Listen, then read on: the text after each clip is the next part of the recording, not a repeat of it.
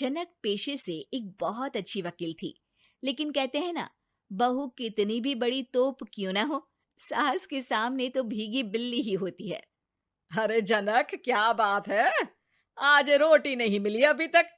ये तेरा कोर्ट नहीं है जो आज फैसला ना हुआ तो कल की तारीख मिल जाए। रोटी तो रोज वक्त में चाहिए। हाँ। माँ जी, रोटी तो कब की बन गई। मैंने आपको कहा तो खाना खाने के लिए, आपने शायद सुना नहीं होगा। ओहो हो, जज नहीं हूं मैं तेरे कोर्ट की, सास हूं सास।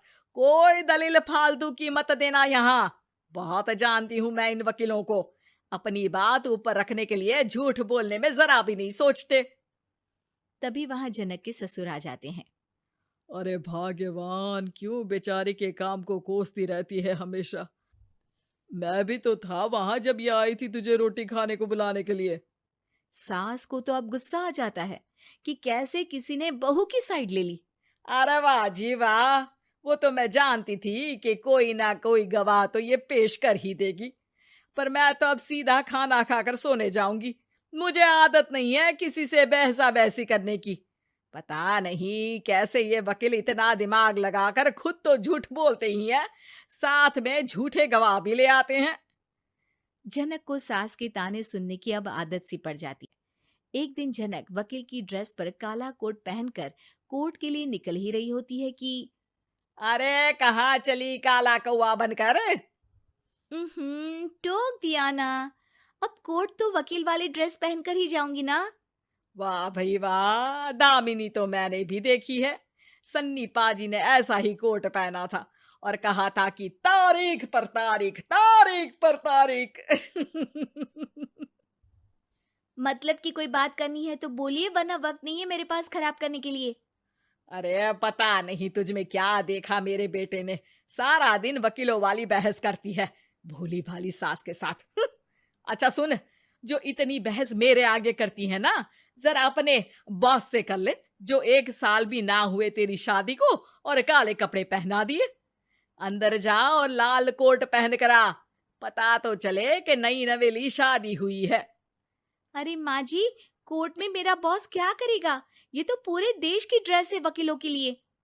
लेकिन सास तो ठहरी सास। अच्छा, तो कोई जरूरत नहीं है 2-4 साल कोर्ट जाने की।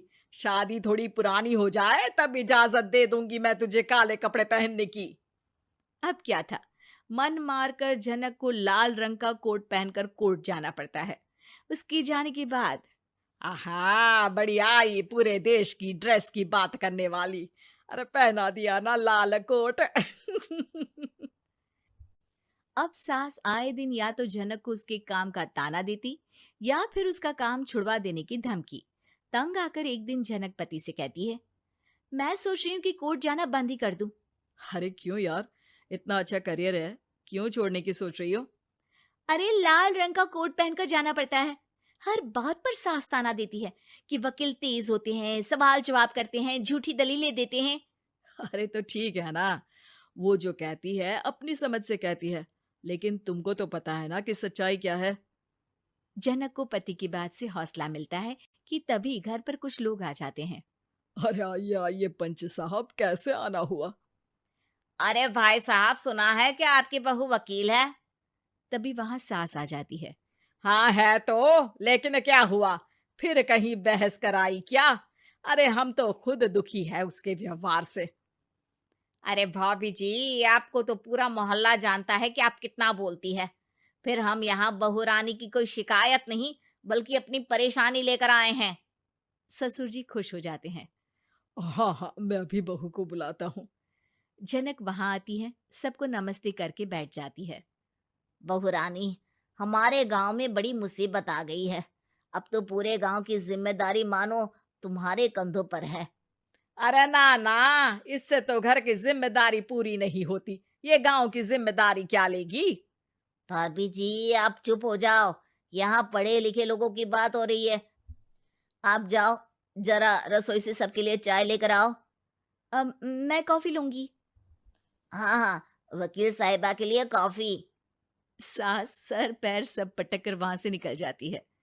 बहू, गांव में पानी नहीं आ रहा है। पड़ोसी राज्य ने हमारा पानी रोक रखा है। हम्म, इसका मामला तो बड़े कोर्ट में चलेगा पंच जी, लेकिन ऐसा क्यों? वो राज्य हम लोगों से पानी के पैसे मांग रहा है। अब आधे गांव में पानी की सप्लाई खत्म हो गई है बहुरानी। अच्छा पंच साहब, बात गांव की है तो मैं जरूर केस लड़ूंगी। यहाँ एक बार फिर सास की एंट्री हो जाती है। अरे वाह जी वाह, ये काम करवा लो, आप हमारी बहू से बहुत अच्छा करती है।